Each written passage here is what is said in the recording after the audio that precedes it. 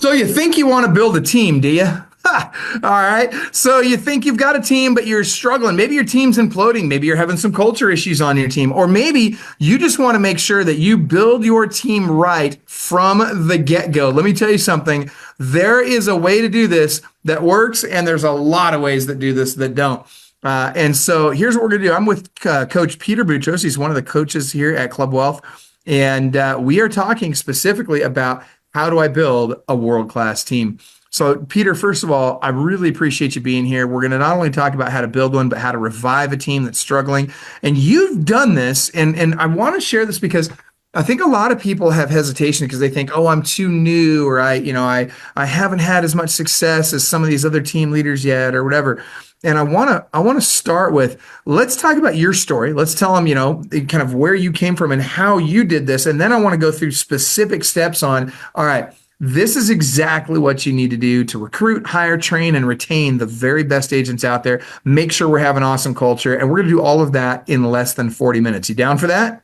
Let's do it. I love it. All right. So Peter, let's start with this. Tell me, first of all, tell me your background. Now when you started selling real estate, first of all, when was that? What year? So I got my license in 2017, and that was September of 2017. I got it, and I was interested more in real estate investing. My wife, Maria, was in property management. She had to get her real estate license.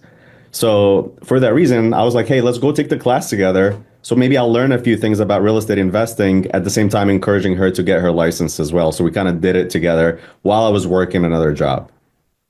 And so you were what we call dual career agent for how long? Because for most of the time you were dual career, correct? Yeah, actually for about 3 years. 3 years I was dual career. You were for 3 years, you were a dual career agent. And then that's about the time you started coaching with Club Wealth, right? Yeah, just about that. When I started coaching with Club Wealth, I still had my other job, and it was coming to a point where it almost didn't make sense financially, and at the same time, I was just getting very exhausted, and I was just very tired. Running, I had an hour and 40-minute commute each way, and I was doing that for 5 days a week, coming back home, going on appointments on my weekends. It was fully spent on open houses and appointments. So I literally had no life for about 3 years. But the biggest thing that I took away from that was I was able to learn how to manage my time while having another job, because a lot of people think it's not possible. And the success rate is actually very low to begin with as a full-time agent. But with the right mentorship and coaching, I was able to figure out, if I can just get 1 hour during my lunch break to make phone calls, at least that's better than nothing. And honestly, I think that's better than a lot of real estate agents that are full-time right now. Well, it's funny you say that, because honestly, if somebody did at least, I want to remember the number here. I want to make sure I get this right. But I want to say anybody that did, was it 10 or more transactions in 2024 was in the top 2% of agents nationally, which is pretty crazy if you think about it. 74% of all the agents in the country didn't even sell a house last year. And so, somebody that puts a modicum of effort into it, even part-time, has a pretty good chance of doing a lot better than most agents out there.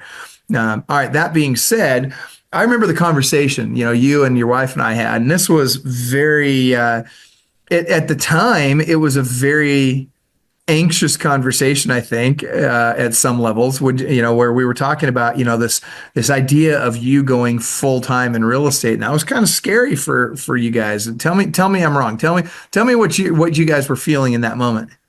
I mean, it was very scary. We just had a baby, and I was looking to leave my full-time job that was providing us health insurance.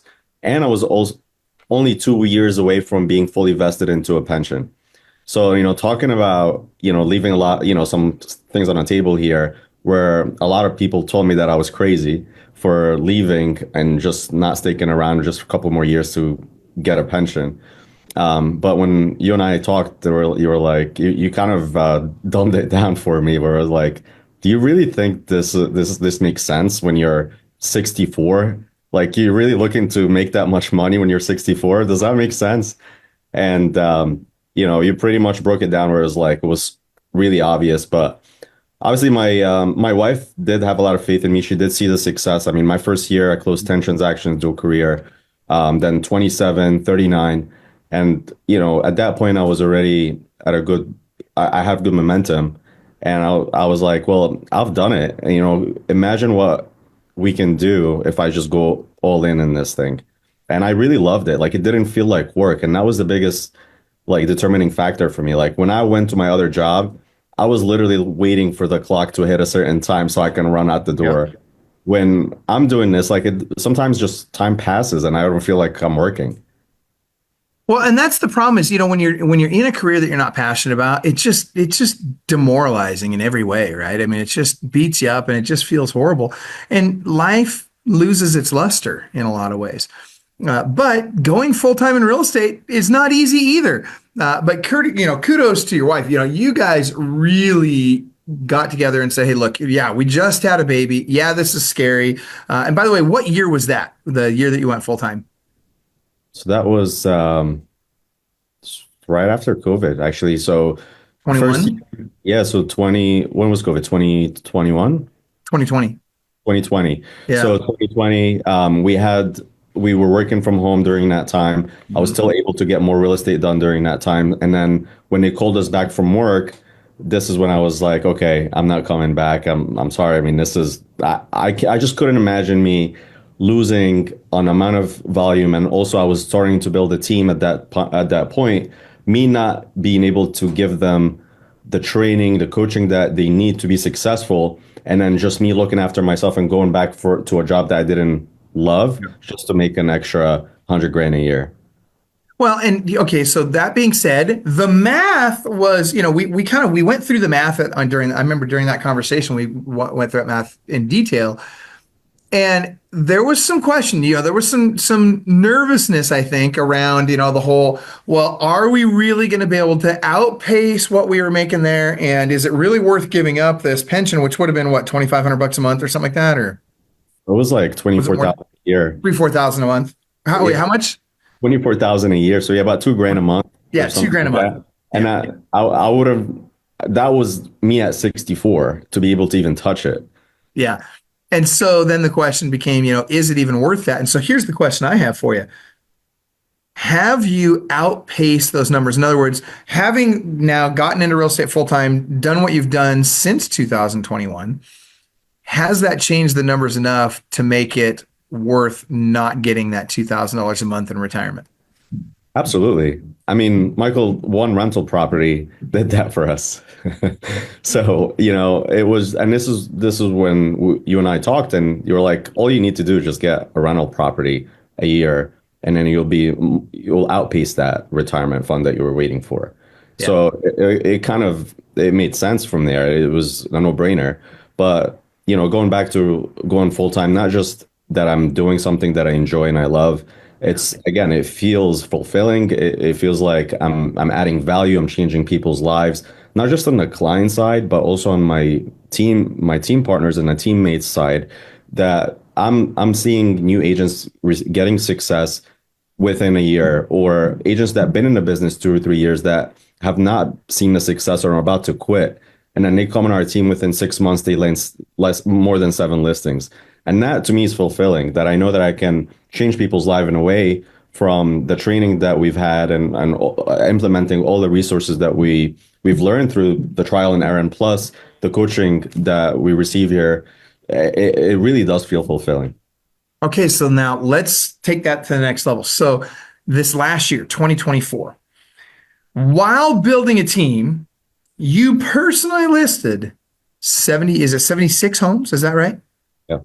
Okay, so I want to have that conversation because I think a lot of people get distracted, or they think that it's not possible to both be productive and build a team. And I'll tell you, for those that are watching, guys, for anybody thinking about building a team right now, it is mission critical that you keep your personal productivity up while you're building your team, because I'm telling you right now, it's going to be a long time. It's going to be 6 to 12 months before your team is helping you with cash flow in any way, shape, or form. The first 6 to 12 months somebody's on your team, they're barely productive.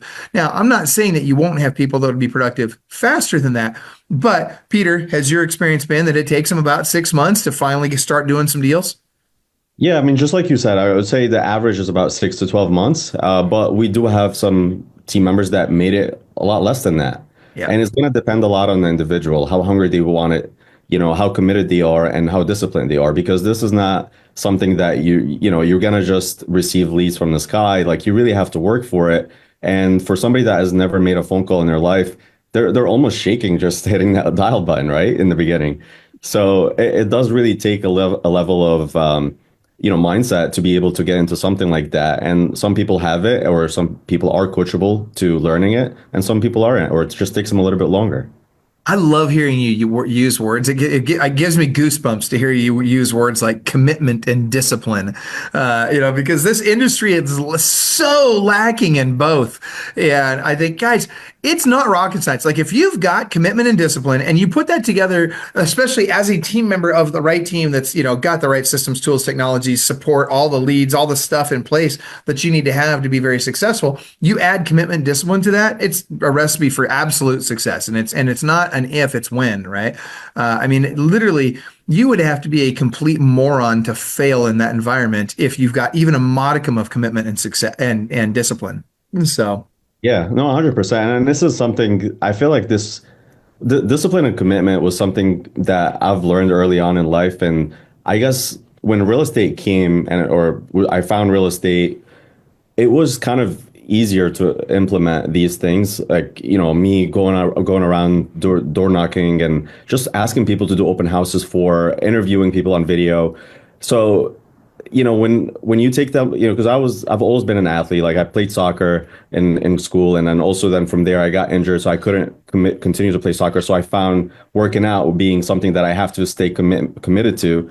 And then it's just exactly the same. Like you find whatever it is that you were able to commit to it, and this is what I love. Like people that come into real estate that either have some sort of maybe military background or have played sports, I find that they're very easy to adapt to this business because they have that discipline and commitment built in early on.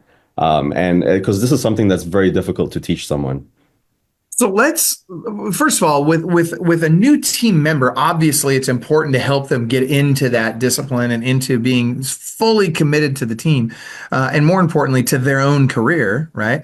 But let's talk about this. I want to talk about what's it like as a young team leader. You're trying to recruit people. Let's start from step one, right? You're a solo agent wanting to build a team. How hard was it to go from that to your first team member? And what did you do to get that first team member? How did you articulate your value? All that. I want to hear all that. And then let's kind of take this through the progression of now all of a sudden I'm recruiting 9 people a month to my team. So start with the first one. Yeah. So my very first recruit, as a matter of fact, it happened by accident. So a year into real estate, I was nominated to be a mentor within EXP Realty. This is the brokerage that we're in now. And the mentees that I was with, they really enjoyed my mentorship and all of that. And then they saw that I had a lot of leads that are coming in that at the time, since I was working another job, I was not able to handle. So they're like, hey, why don't you start a team? You're already mentoring us. We would love to take it to the next level. So they kind of sparked that idea in my head. And I'm like, okay, let's do it. Obviously, I didn't have the right systems in place to build the right team and know what or how to even train agents and all of that. So I did a lot. I had a lot of mistakes along the way, but this is kind of how it started. And then over time, with the right coaching and mentorship here with Club Wealth, I mean, this is I've been with Club Wealth for over 3 years now. They kind of built the systems where I know how to train agents, how to retain agents, how to also recruit good talent and make sure that they're producing. So from there, we started working on other systems. Obviously, having, like you said, having the value proposition. So it's not just leads that the team members and team partners get from us. It's just a lot of new agents come in. They take a 75-hour course here in New Jersey, and then they just put them into a brokerage. Now, depending on the brokerage that you're with, most brokerages, they will, and this is what a lot of real estate agents don't know.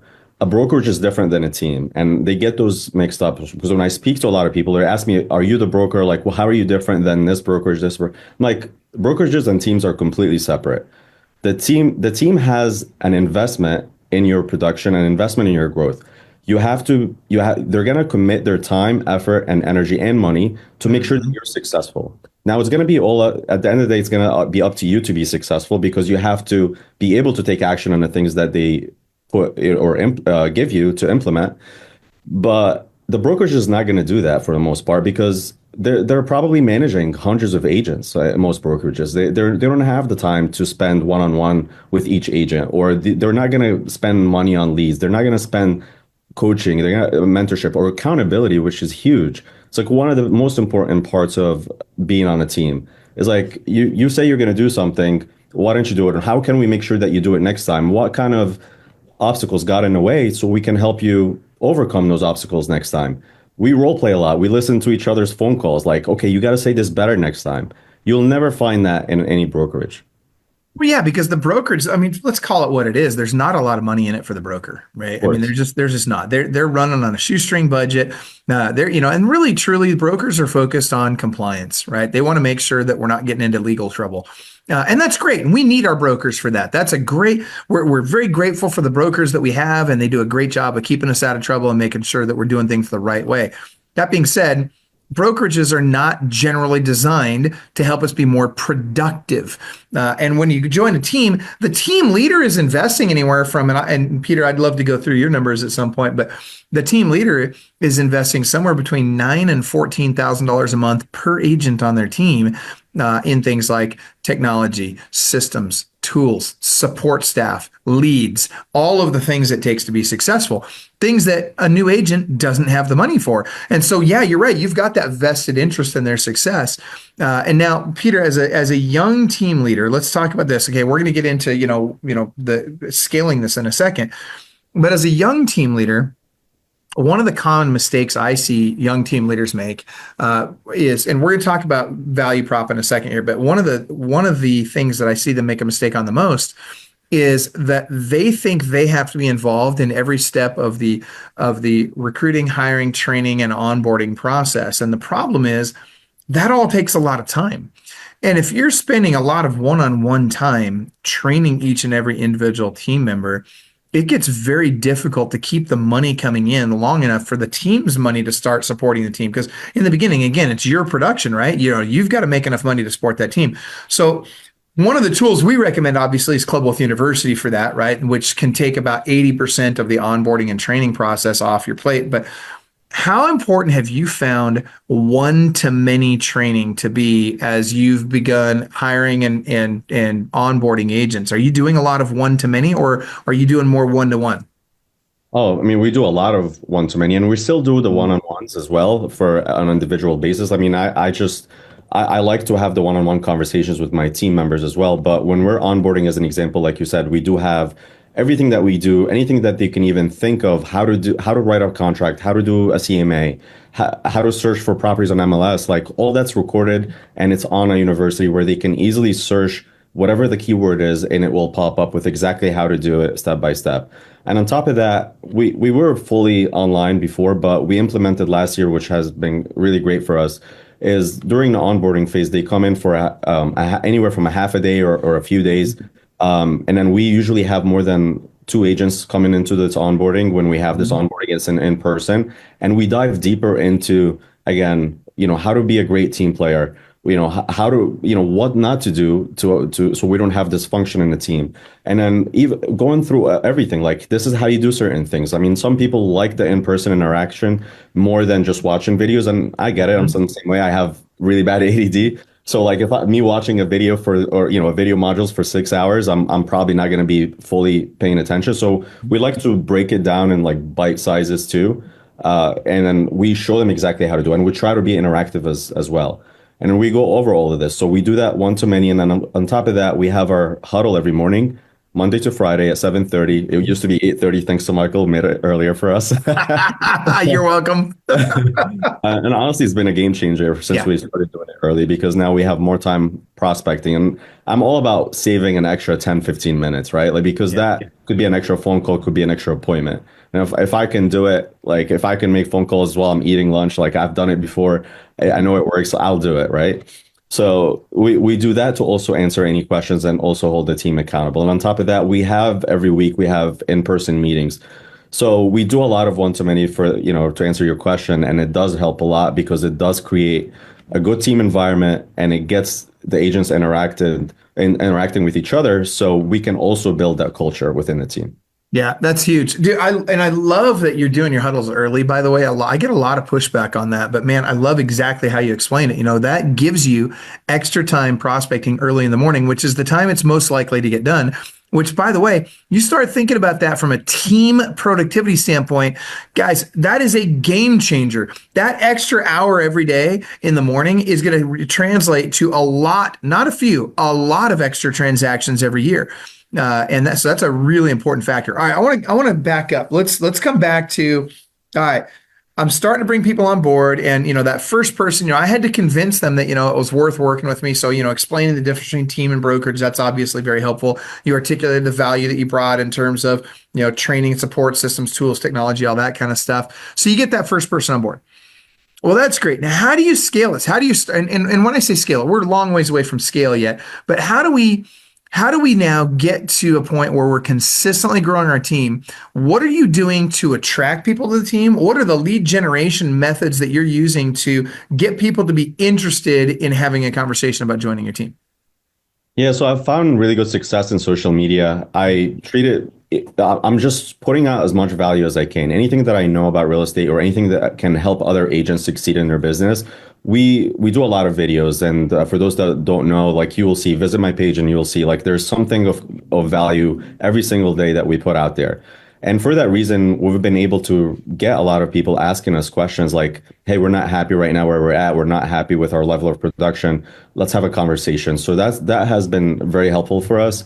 And on top of that, we're doing the lunch and learns. We're reaching out to agents that we worked with in the past to see if we can grab coffee and talk about how their business is and see if there's any way that we can add value to their business from anything that we've learned so far and see what they're struggling with. If they're struggling with lead generation, we try to go into that conversation and see how we can add value in that subject, or if it's following up with leads, or if they don't have the right systems, right? So it's all about leading with value first, just like we do with clients, right? Like we're not going to ask a client, hey, give me your pre-approval before I even show you a house. No, like let's all go add value first, right? And then we can talk about the next steps. And this is what has been working with us. And obviously we're running social media ads. We have ads on the job boards out there as well. But it's not just one source that's working. It's like a combination of a lot of things. And social media, even after we have those ads on the job boards, it backs up that this person really knows what they're doing. Like there is a level of credibility there because they see that we're not just saying, we're the best. Like we're actually taking time to teach other agents what worked and what didn't work. And then so this way they can learn from it. That's awesome. And by the way, anecdotally, shout out to Nicole Gaudet, another Club Wealth coach who's actually watching. She says in the Facebook feed, she says, "Woohoo! Peter Boutros, Michael Hellickson, dropping some value." I love it. All right, thank you, Nicole. And that being said, are you actually in your ads? Let's say you're running an Indeed ad, for example. In your ads, are you dropping your links to your social media so they can see that social media right from the ad? Then, yeah. So we have it almost automated. As soon as somebody applies, we take them to our recruiting website, which is completely different from our real estate page. And on our real estate page, our recruiting website will have our social media links. And on top of that, there's a pixel lid that they get retargeted as soon as they land on that page. So if they didn't even want to click on it, they were going to see our ads regardless, and they're going to see us on social media. But it does have pretty much some summary of something about the team, some of the value proposition that we offer, and then also how to get in touch with us to schedule a call, a private call, so we can talk about the next steps. Love it. That's good. Okay. All right. So then what else are you doing? So give me the specific lead generation methods. So you're advertising on Indeed. What else specifically are you doing to get people into the top end of your funnel for recruiting? Yeah, I mean, and by the way, I say recruiting. I know that probably offends a lot of agents. They want to hear agent attraction or whatever it is you want to hear. I don't care what you guys call it, right? At the end of the day, we're getting people onto our team. So what does the top end of that funnel look like, Peter? Yeah, so Indeed has been one of the top ones. We also reach out to agents that took their exam, either passed or failed, and we try to have a conversation with them as well and see what the next steps look like for them, and if to see if we can sit down and have a conversation. So we reach out to those people as well. And on top of that, the social media channels. We're right after this call, we're doing a lunch and learn. We invited a whole bunch of agents. We're again, dropping a ton of value, how to become a great listing agent. We're going to go over the exact steps on how we listed over 5 homes a month consistently. And again, we're just coming from a place of value and then showing them everything that we have. And if they like what we hear and they want to have a conversation further, then we do that. And on top of that, agents that we do transactions with, like if we have a great experience, then typically we want to reach out like, hey, it was great working with you. We'd love to sit down with you over coffee and just talk about business, see how we can help you and add value in any area that you're struggling with. Yeah, and that's the common theme. It's just add value, add value, add value. It's funny. I think a lot of times people think they got to learn to sell people. They got to learn to, get them to, close somehow. No, like when you're adding enough value, people naturally want to be a part of what you're doing, right? I mean, it's not a hard sell at that point. It's a simple, easy transition. It's the natural next step, right? And so, Peter, what I want to know is, are you doing any cold outreach? Are you dialing, agents up? And by the way, I mean this in terms of both recruiting and in terms of getting people out to your lunch and learns. Are you doing cold outreach? Is it you? Are you using ISAs? Go deep on that.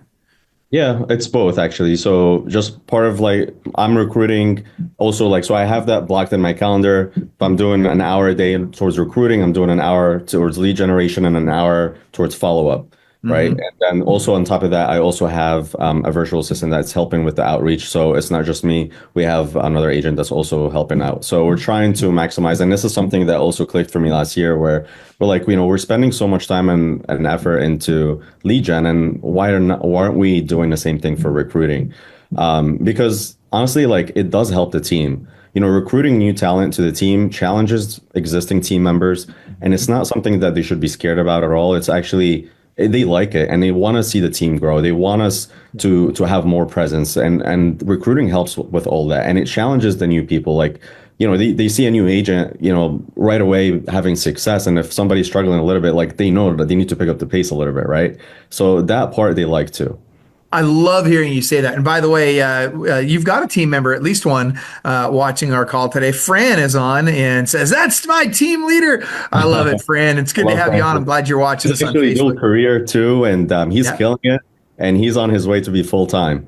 Dude, Fran, you're going to crush this, bro. Like, seriously, I love it when I hear from a lot of team leaders, oh, I don't take part-time agents. Well, you're a moron then, right? Like, you need to understand that part-time or dual career, right? We never like to call them part-time because the reality is they got 2 jobs. They got 2 careers right now. But I love it. In fact, I'll share a quick story. One of our coaches, Coach Amber Flynn Jared, down in Cookeville, Tennessee. Peter, I know you know Amber really well. And in Amber, when she started, she was dual career. And by the way, her top 5 agents on her team all started off as dual career agents. And now they're all 5 of them are in the top. They are the top 5 agents on our team. Guys, like there's nothing to be ashamed of about being a dual career agent and team leaders. You need to consider bringing these dual career agents onto your team and helping them get out of that other career. Because here's the reality. When you can do that for a dual career agent, they become very, very loyal to the team because you helped them change their life, literally, in a very meaningful way. Would you agree with that, Peter? This is one of the things why I love having a team so much is because I really truly care about every team member that's there, and I want to see them succeed. And for that reason, I want to make sure that they're successful, right? So when we're recruiting somebody, it's not like, oh, we don't look at them as, a dollar sign. It's more of like, I know that we can give you much better value and much better results than where you're at now because we've done it, we've seen it work. And I want to see people be, successful. I want to make sure that they have the right standards in place because let's face it, and you said it, we saw the stat the other day. I think it was like over 70% of agents last year sold 0 homes. It's crazy. Like, so, and that's mainly because they don't know what to do. Like they end up being with the wrong team overall or not being on a team altogether. No, you're right about that. Well, it's interesting you say that too, because team members, and I don't have the actual data on this, but I can tell you for a fact that people on a team outproduce people that are not on a team by a wide margin. And even more specifically, I was looking at the Zillow study that was done recently, and they found that agents that specialize in working with either buyers or with sellers and not working with both outproduce agents who work with both by 25%. Well, guess where you're going to have that opportunity to focus on one or the other? It's on a team, right? And so what a great opportunity. All right. So Peter, I want to keep going deeper on this. So as we talk about this team and we talk about growth, growth has a major impact on culture, positive and negative. And I want to talk about this because we hear from a lot of teams, there's just kind of this point, and usually it's around 10 to 15 agents where, as you're growing, the agents start to say, oh, it's getting so big. It just doesn't feel like the same family feel now, and the culture's changed. And, but I love what you said, because I think a big part of that is, these new agents come on, they start having success. The new agents start getting a little uncomfortable, right? Or, the ones that have been around a while, they start getting a little uncomfortable, realizing that, hey, wait a minute. This might just, the fact might be that it's my effort that's causing me to not be successful. Maybe I can't blame it on the team. Maybe I actually have to take responsibility and start putting forth the effort these new guys are putting forth. So that has a major impact on culture. But just talk to us about culture for a minute, because, as I'm hearing you talk, I really feel like, man, what a great culture you've probably got on that team. And I really believe that culture can attract and retain the right people. But how are you managing culture? How are you enhancing that culture and making sure that you stay the type of culture you want to be? Yeah, so I mean, culture is a word that gets pushed around a lot in the real estate industry, and a lot of people don't really understand. And I think it starts with the mindset of the team leader, why they started the team to begin with. Like I was saying before, like a lot of them start the team because they want to make more money, or they think there is going to cause them to make more money. Actually, it's really the opposite. Team, like I was definitely making way more money when I was a solo agent than I was now, being a team leader. But when you have the right mindset of like, okay, now I really want to try to help as many people as possible that come to the team. And then you really come from that place of, I want to see these people succeed. I want to add as much value to them. And on top of that, like it's got a mutual feeling as well from their sides, because they will feel it as well. They know that we care and we try to put all this value, and that helps build a culture. So we do things together. Just like we do client events, we do team events. That also helps build the culture. We try to do office activities such as call nights, such as team meetings, where they all participate. And we try to engage with listening to each other's calls during, sometimes on a huddle or on the meetings as well. But not just that, it's and just this is a conversation that we had the other day too, is as it grows, we want to have the team members or the team partners that are very involved in the culture also become squad leaders, because this will also bring the culture together. So this way it doesn't feel like it's getting too big and then they're not getting as much attention as they need. And I think this is also a game changer, because a lot of people don't have that structure in place, where if they do get too big, the team members, they will not feel like they're still in that smaller group setting, because the team's outgrown them. Like when they started, let's call it, there were 7 people. Now it's doubled in like less than a month. Like they're going to feel that we're not bringing them the attention that they need. But when we divided them into squads, now I feel like they're still connected. We're still all talking to each other, and they feel like they're a part of something. Absolutely. And that's a big deal. People need to feel like they're a part of something, and that provides a level of security and safety, as well as guidance on how do I grow? How do I get where I want to go in my career? And it's easier to know that when you've got somebody, as an example, your squad leader, who is just a little bit ahead of you in their career. And you get to see, hey, they were where I'm at last year. I can be where they're at next year. And then who knows where from there, right? That's a powerful thing.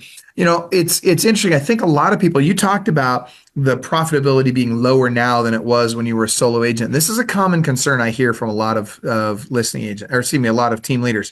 And I want to go a little bit deeper on that. Because in tier 1, when people, 0 to 25 transactions a year, when you're a solo agent, that's you can be very profitable. The problem is that it's all you all the time, and it's a grind. I mean, it is an absolute grind, right? Because you're doing everything. And then you get into tier 2 and you think, okay, well, I'm going to start building a team now. And I'm doing 25 to 75 transactions a year. And as I build my team, I've got to not only do my own lead generation, I got to provide tools, technology, systems, support, staff, all of that for me, now I've got to do that for these other people, and I've got to go spend time, effort, and energy and money recruiting, hiring, and training those people. All of these things take time away from my productivity, which makes it so that I'm working twice as hard for less money in tier 2 and even into early tier 3, and tier 3 being 75 to 150 transactions a year. I bring this up because it's very common for people to burn out in tier 2. It's very common for people to get there and just say, you know what, I'm just going to go back to being a solo agent. And it breaks my heart because they haven't given themselves enough time to experience what it can be like. And what I mean by that is when you get into tier 4, and that's 150 to 250 transactions a year. You've got a team, you're 15 to 25 team members at that point. And granted, that's different than being just a real estate agent selling houses, right? Now you're an administrator. Now you're a leader. Now you've got a lot more responsibility than you had as just a real estate agent, and it's a different job, right? It's different. So I bring this up to simply say that you are at the point right now where you can start to see the light at the end of the tunnel, right? So are you seeing a time where as you continue your growth rate and your growth pattern, that you are likely to make more money than you're making today with less effort? Or are you just relegating yourself to saying, you know what, I'm just never going to make as much as I made as a solo agent? Like, where are you at on that bell curve? Yeah, I think I still have some way to go to reach that. But it did take a lot of investment into between time and money. And just I'll fully transparent. I wanted to quit building a team, or actually, not have a team altogether multiple times. Yeah. From the time that I had a team till now, and mainly because it was just frustrating. I had bad team members prior, and it was just a horrible experience overall. I felt like they were not seeing the value that we're putting in, and then some of them just became cancerous, where it kind of caused the team to break down, and it wasn't very fulfilling. And for you going through that, or any team leader going through that, or if you haven't gone through that, more than likely you will go through it at one point. But just like you said, you got to be patient. You got to keep putting in the work, because it's not easy. Like, you have to have that vision in mind of where you want to go. But I do feel like it's coming. I'm probably hopefully a year or two out from that. But it starts with building and having the right systems and tools and the guidance, right? So, and that's why it's easier to be in a setting where somebody has done it before, such as, obviously the coaching that you guys do, and surrounded by so many people that have done it before, that it can pretty much take you there step by step and give you the right systems and tools to do it. Okay, so let me ask you this.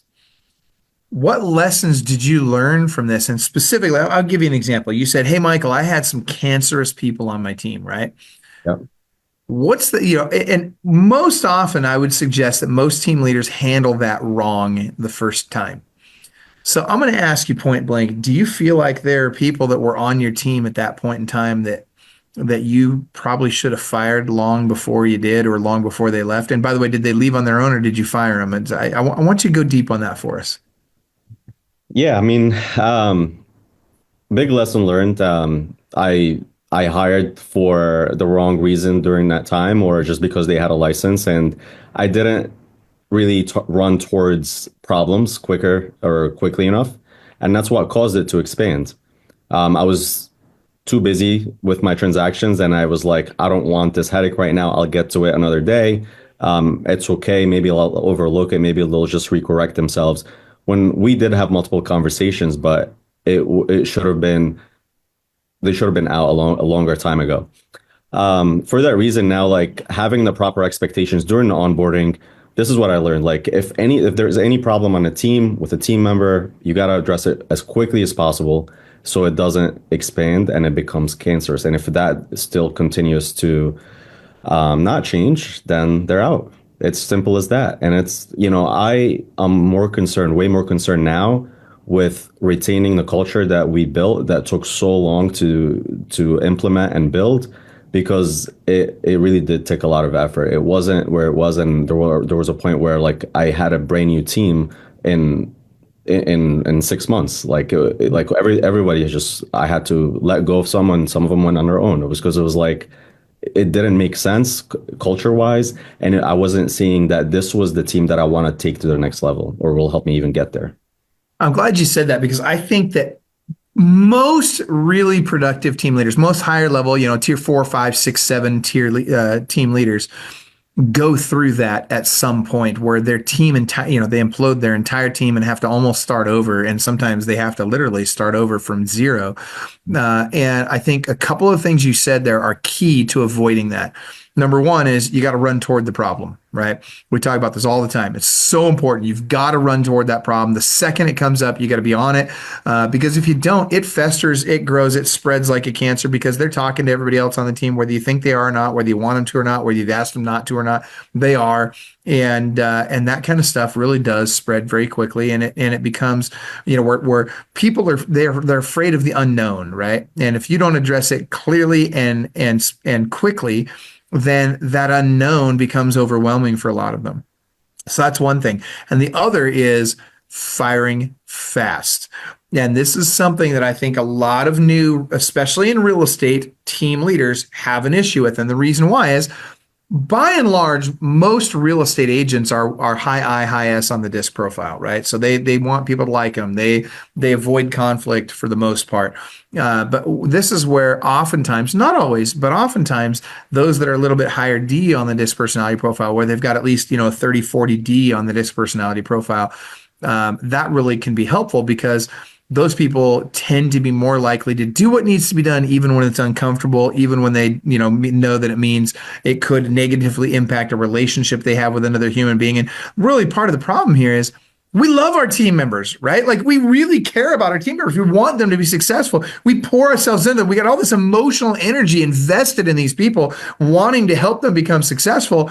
And all of a sudden they do silly stuff that, we look at it and we think, why would you do that to me? Why would you do that to the team? Why would you do that to yourself? And it just, sometimes it defies logic. But the reality is that if you don't address that decisively, if the behavior doesn't change, for example, then you don't, with some situations, you can give them the opportunity to change the behavior. But other situations, it's a simple, you got to go. And in the ones where you give them the chance to change the behavior, if they don't change it right away, it's not changing. 99% of the time, it's just going to get worse. Would you agree with that? Have you noticed that? I mean, I went through it myself, and it wasn't pretty, but you learn, and this was a learning experience for me. Like, I know you've said it, but sometimes it's like you got to experience it firsthand yourself to actually, it's like, a kid, don't touch the stove, then they get their hand burnt and then they know not to touch it anymore. Yeah, sometimes you just got to let your hand get burned on the stove to learn some of these lessons. Now, the good news is with coaching and that sort of thing, we can certainly help mitigate a lot of that and make it less painful. But the reality is, there's some lessons you're just going to learn the hard way. That's just life. And certainly in real estate. All right, so Peter, what's next for you and your team? So, I mean, we have a pretty optimistic goal this year. We're looking to hit over 200 transactions. The goal is to have 50 agents by the end of the year. So, we're really working hard on that. And then on top of that, still maintaining the right culture within the team, which is something that I care more about than anything else. I want to make sure that team members are also getting the value that they're getting, no matter how big we get. So we have systems for that. We're working on that. We're going to continue to grow, and I'm excited. I'm excited for 2025. Even though a lot of real estate agents are struggling, especially in 2024, like we're close to like having our best. We actually had our best year in 2024, where most agents quit the business or they had their worst year because the sales volume were the lowest in 30 years. Yeah. And I tell everybody on the team that, like, you got to know that you're on the right team, because we've had the best year since I've been in the business, at least. Mm-hmm. And a lot of people have just either quit or had their worst year. So I'm 100% agree. Yeah, no, I agree. And, you think about it, the market was down, 26 to 38%, depending on what market you're in. And for you guys to have had your best year yet in 2024, that says a lot. Well, I'm excited for you and your team. And Peter, I want you to share your contact information, because there's going to be people that want to reach out to you after this call. And guys, I would recommend, and I don't get paid to tell you this, but I'll tell you that if you're thinking about joining a team, if you just want information about, what's it like being on a team, or maybe you want to start a team, maybe you want to build a team, reach out to Peter. Take him to coffee, especially if you're in that New Jersey area. Take Peter to coffee. Take the time to do a call with him and just pick his brain a little bit. He's a very giving guy. You'll find that there doesn't necessarily need to be anything in it for him to want to help you and want to share with you. But Peter, how would they get a hold of you? What's the best way for them to reach you? Yeah, best way, find me on Instagram. That's where I'm most active in, and social media. My Instagram handle is Stunning NJ Homes, Stunning New Jersey Homes, NJ is New Jersey Homes. And then you can easily searchable on Google as well. But if I'll also give you my cell phone. It's 201-581-9866. Feel free to send me a text message if I don't answer the phone call. And yeah, happy to connect with any questions. If you're looking for advice on anything, feel free to reach out. More than happy to have a conversation. And for those of you that are coming to Listing Agent Bootcamp in April, take the time to pull Peter aside, have some conversations with him, go to his class. Like you need to get to know Peter. Like I'm telling you, there are a lot of great agents in this business, but they're hard to find sometimes. And when you get the opportunity to meet somebody like Peter that really knows what they're doing and that really actually cares about people, that's an opportunity you don't want to miss. And so I'd highly recommend you guys reach out to him. Peter, thank you so much, man. Great call, great information, very, very helpful. Any last things you'd like to share with us before we wrap up today? No, I'd say thank you, Michael, for the opportunity to be on a podcast. And thanks to Club Wealth for helping my career so far. And I'm excited. I'm excited for 2025. I love it. Me too, man. All right. Have a great day, Peter, and everybody else. Thank you guys for joining us. And if you guys got value out of this, do us a favor, hit like, hit follow, share, tag a friend or tag another real estate agent in the post.